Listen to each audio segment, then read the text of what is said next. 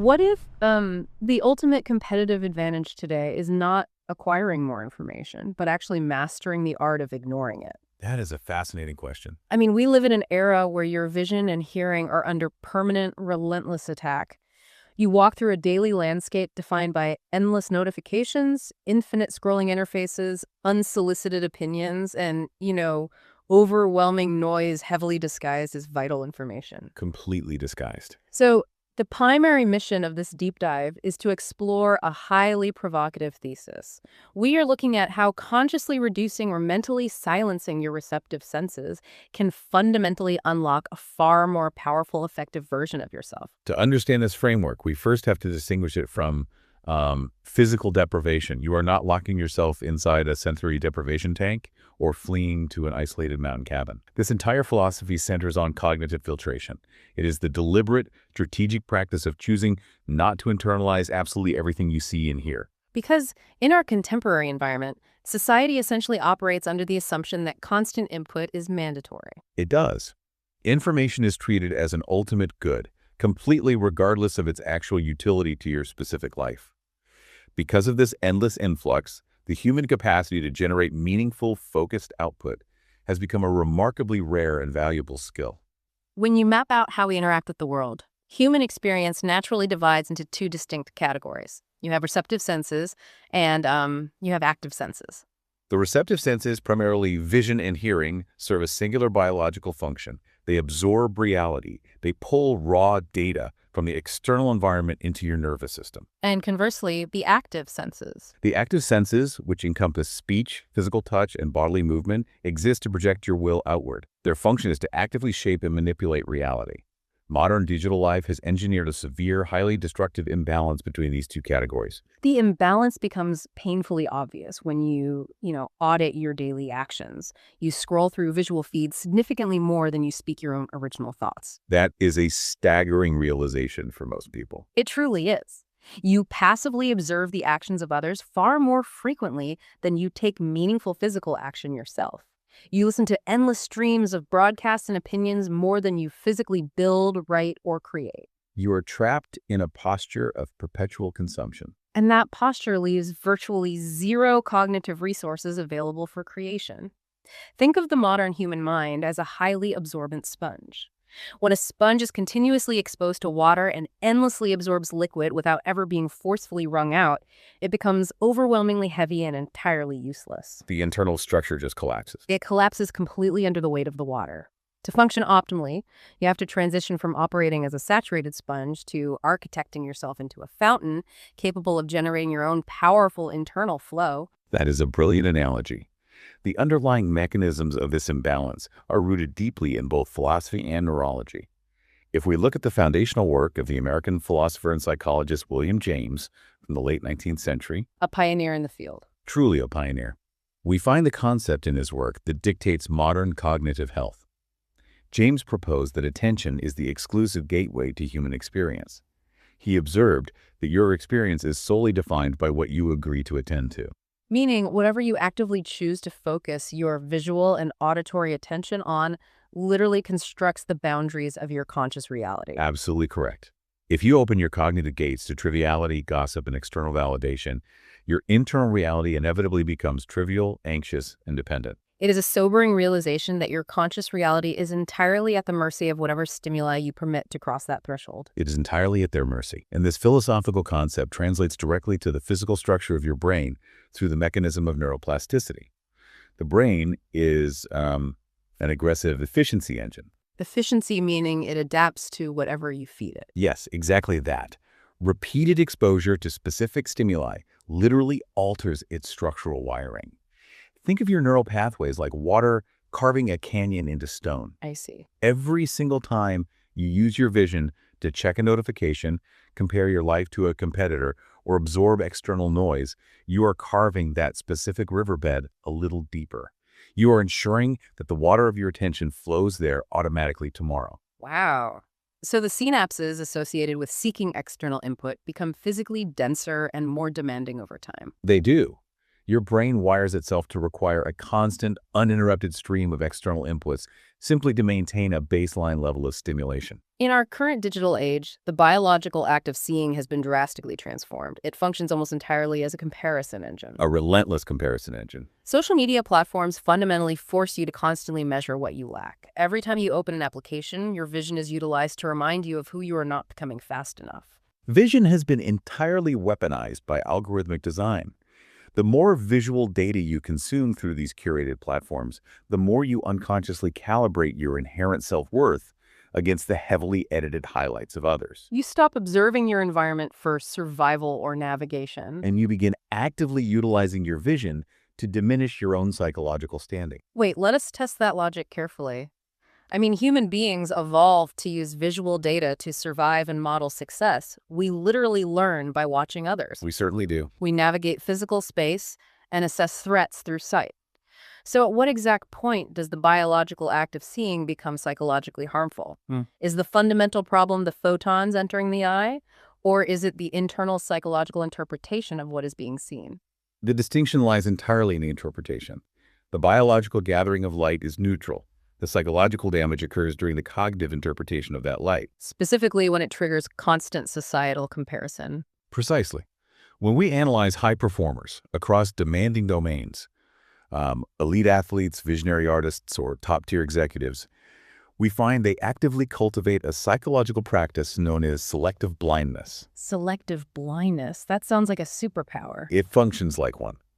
They purposely refuse to expose their visual processing centers to unnecessary external benchmarks. They systematically block out the competition's daily metrics and operate within a tightly sealed, self-contained feedback loop. They are essentially curating their visual diet to prevent the interpretation of inadequacy from ever forming. That is the core of it. They rely heavily on a psychological framework formalized by psychologist Julian Rotter in the 1950s, known as the locus of control. Rotter described a cognitive spectrum spanning from an external locus to an internal locus. An external locus of control is the paralyzing belief that your life is dictated by outside forces, luck, or the actions of society. Which leaves you feeling completely powerless. Entirely powerless. An internal locus of control, on the other hand, is the deeply held conviction that outcomes are driven primarily by your own direct actions and personal agency. So by mentally turning off the visual mechanism of constant societal comparison, you dramatically reduce external cognitive noise. You do. And this reduction forces a massive shift toward an internal locus. You cease looking at the world and asking how you compare to them, and you begin looking at your own capabilities and asking what you can proactively create. But shutting your eyes to comparison only solves half the problem. The mind remains entirely vulnerable to what it hears. Hearing is perhaps even more dangerous. The inherent danger of unfiltered hearing is incredibly insidious. When you leave your auditory perception unguarded, unsolicited advice, harsh criticism, and arbitrary opinions penetrate your mind completely unchecked. Unfiltered hearing allows narratives that were never meant to be yours to take root in your psyche. Most of this unsolicited commentary comes from individuals who are playing an entirely different game in life than you are. Absolutely. Their personal risk tolerance, their deeply held values, and their ultimate objectives do not align with yours in the slightest. Yet, human psychology is tragically wired to internalize these diverse, chaotic voices as if they represent objective, universal truths. Internalizing every external opinion you hear is remarkably similar to trying to navigate a massive ship across a treacherous ocean using the individual compasses of 100 different passengers. That is a very vivid image. Each passenger holds a compass pointing in a slightly different direction, heavily influenced by their own immediate fears, their destination preferences, or their complete misunderstanding of maritime navigation. Chaos would ensue. Total chaos. If the captain attempts to chart a course that appeases all of them, the ship will simply sail in chaotic circles until the engines fail. The captain has to completely ignore the passengers' compasses and rely entirely upon the ship's own deeply calibrated internal navigation system. The mechanism behind that internal navigation system is perfectly explained by the foundational work of humanistic psychologist Carl Rogers. Rogers is brilliant in this area. Rogers stressed the absolutely critical importance of trusting one's own internal experience over any external evaluations. He observed that society places what he called conditions of worth upon individuals from a very young age. Conditions of worth, meaning rules for validation. Precisely. Society subtly and sometimes overtly dictates that you are only valuable, successful, or respectable if you act, speak, or achieve in a very specific, prescribed manner. And society is remarkably efficient at communicating those restrictive conditions continuously throughout our adult lives. It never stops. Rogers argued that achieving true psychological health and self-actualization requires systematically discarding those external conditions. You must evaluate your life choices through what he termed the organismic valuing process. The organismic valuing process. Think of this process as your body's internal tuning fork. Before society tells you if an idea is profitable or acceptable, your body already reacts to it with genuine excitement, deep curiosity, or visceral dread. You have to learn to listen to that tuning fork. So ignoring these external voices is frequently mischaracterized by onlookers as arrogance. It happens all the time. But it is not arrogance. It is the vital protective practice of selective hearing. When you consciously reduce the sheer weight and volume of external noise, your own internal voice naturally gains authority. It becomes the dominant signal. And that resulting internal clarity acts as a distinct, unassailable competitive advantage in any professional or personal endeavor. Definitely. Once you successfully drop the noise floor by reducing this overwhelming passive input from your eyes and ears, a profound shift takes place. Your active senses fundamentally begin to expand in their capacity. Because they finally have the bandwidth. Precisely. Your speech becomes deeply intentional. Rather than simply offering reactive commentary to something you just consumed, your sense of touch, your execution of tasks, your physical building, and your direct interaction with reality become tensely present and focused. You undergo a permanent transition from being a passive consumer of reality to becoming an active creator of reality. We understand the mechanics of this transformation through the lens of a highly effective behavioral psychology principle known as behavioral activation. Behavioral activation. Let us dive into that. The traditional flawed assumption most people hold is that internal motivation must naturally precede external action. They believe you must wait patiently until you feel inspired, and only then do you execute a task. Which is a terrible strategy for consistent output. It is the worst strategy. Behavioral activation completely reverses this paradigm. It proves that physical action must logically and biologically precede internal motivation. Wait, so you don't wait for a feeling of readiness to strike. The physical act itself actively generates the necessary psychological feeling. That is the secret. By consciously forcing the engagement of your active senses, by actively speaking your ideas aloud, physically building a prototype, writing a document, or moving your body, you deliberately manufacture psychological momentum. Momentum is not a mystical, uncontrollable force. Not at all. It is the direct, predictable byproduct of continuous, localized action. The physical action generates the specific neurochemicals that your brain then labels as motivation. Furthermore, that generated momentum ultimately solidifies your personal identity. You begin to view yourself fundamentally as an active participant in life because your brain observes you physically performing the actions of an active participant. We can define the overarching application of this philosophy as sensory fasting. In human biology, giving your physical body a deliberate, prolonged break from constant caloric intake dramatically improves your metabolic flexibility. The intermittent fasting concept. Precisely. It forces the body to process stored energy rather than constantly relying on a new influx of glucose. Applying this concept to your cognition requires giving your mind a deliberate, scheduled break from constant visual and auditory input. Which drastically improves your cognitive flexibility. It truly does. You are allowing your neural pathways a mandatory period of rest, processing, and deep mental digestion. You are forcing the brain to metabolize the information it already holds rather than constantly seeking new data. This is a heavily time-tested strategy utilized across millennia. Consider the Stoic philosophers of ancient Rome. Rome was not exactly a quiet place. Rome was an incredibly chaotic, noisy, and politically volatile environment. The philosopher Epictetus frequently instructed his students to strictly limit their exposure to trivial societal noise, public spectacles, and meaningless philosophical debates, To protect their minds. to forge and maintain an impenetrable inner citadel. Epictetus understood that if you allowed the shifting whims of the external crowd to occupy your attention, you forfeited your internal freedom.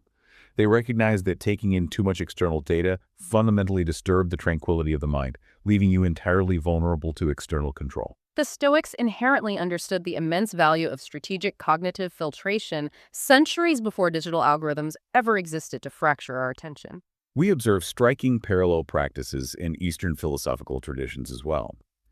Buddhism heavily utilizes the structured practice of noble silence during periods of deep meditation, such as extended vipassana retreats. I have read about those retreats. They sound intense. They are deeply intense. This practice involves far more than simply refraining from verbal communication. It is a profound, rigorous form of sensory restraint designed to starve the mind of external stimuli. So the mind is forced to face itself. Exactly that. When you remove the external inputs, the internal mental narration initially screams for attention, but eventually it settles. The primary purpose is to dramatically reduce internal mental suffering by eliminating the external distractions that fuel it, thereby cultivating a sharply focused, unbroken present moment awareness. We see this exact methodology actively deployed by elite performers across all modern disciplines. They deliberately construct physical and digital environments that enforce this precise sensory reduction. They have to. Professional writers routinely retreat to highly isolated locations, physically severing themselves from the visual and auditory inputs of the city. Olympic athletes conduct their training camps in hyper-focused, heavily restricted bubbles, far removed from media obligations, social media metrics, and public scrutiny. And we see it in business as well. Visionary startup founders aggressively block out daily market noise and pessimistic industry skepticism to successfully build deeply contrarian products. This consistent pattern of behavior across completely different fields points to a highly optimized strategy for elite output.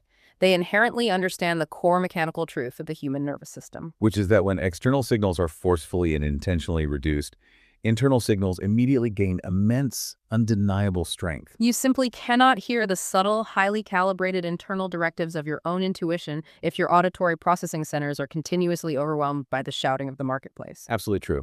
But we have to address a critical, necessary caveat regarding this entire framework. Pushing this philosophy of sensory reduction to its absolute logical extreme raises an important and immediate concern. A very valid concern. Doesn't this aggressive, systematic reduction of external input lead to a dangerous, debilitating state of isolation? I mean, if you entirely block out the visual and auditory feedback of the world, you risk losing touch with objective reality and building an impenetrable echo chamber. That is the definitive shadow side of this practice. Over-isolation poses a severe, documented risk to human cognition and decision-making. Because you lose perspective. You do. If you permanently sever all external feedback loops, you inevitably develop critical, unseen blind spots. You become entirely susceptible to echo chambers of your own making, which reliably foster detachment, arrogance, and catastrophic miscalculations. You risk becoming completely untethered from the very physical and social reality you are actively attempting to shape and improve. The true objective of cognitive filtration is never to permanently or entirely eliminate your vision and hearing.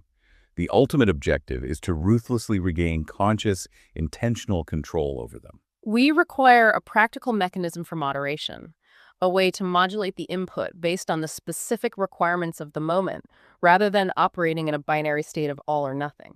To operationalize this concept safely, think of this practice as operating a nuanced dimmer switch, rather than indiscriminately flipping an on and off button. A dimmer switch, I love that. The profound danger does not lie in the biological acts of seeing your competitors or hearing societal feedback. The danger lies solely in doing so entirely unconsciously and compulsively. You must possess the psychological discipline to turn the dimmer switch up when you legitimately require targeted, critical feedback from highly trusted, carefully selected sources. And equally important, you must possess the discipline to turn that dimmer switch down completely to zero when you need to execute your unique vision without the paralyzing interference of external friction. Synthesizing this core lesson reveals a fundamental truth about human development. Society relentlessly and aggressively conditions you to believe that personal and professional growth requires a constant, unending process of addition. You are constantly told to consume more. You are explicitly told you must continually acquire more complex information, consume exponentially more digital content, and constantly seek out a wider array of diverse opinions to be considered well-informed. But that is a trap. It is a massive trap. True, transformative personal growth often stems entirely from the exact opposite process. It stems from rigorous subtraction. Excellence is frequently achieved by purposefully removing the excessive trivial noise that actively dilutes your unique, individual signal. By aggressively reducing your psychological and neurological dependence on the inputs of the external world, you systematically build profound internal resilience. You actively clear the necessary mental bandwidth required for decisive, unhesitating, and powerful physical action. In our current historical age, which is heavily dominated by the emergence of artificial intelligence and the availability of infinite, instantly accessible data, the parameters for human success have fundamentally shifted. They have completely changed. The most radical, effective form of self-development is no longer learning how to process larger volumes of information. The human neurological system simply cannot compete with computational algorithms in terms of raw data processing speed or retention. So what is the alternative? Therefore, the ultimate self-development strategy is mastering the discipline of aggressively ignoring information. In a saturated, overstimulated world where absolutely everyone is merely watching screens and listening to noise, the rare individuals who consciously deploy their active senses to tangibly shape reality will permanently and effortlessly stand out. That is a staggering realization. If you possessed a mental filter that permanently blocked out every external expectation, benchmark, and unsolicited opinion, what is the very first thing your active senses would compel you to build? Thank you for tuning in to this episode of the Deep Thoughts Podcast. I hope you found insights and inspiration to take with you on your journey of self-growth. If you enjoyed the show, be sure to hit the subscribe button so you never miss an episode. And don't forget to follow us on social media to stay updated on new releases and exclusive content. See you next time, where we'll continue to help you grow and explore your full potential.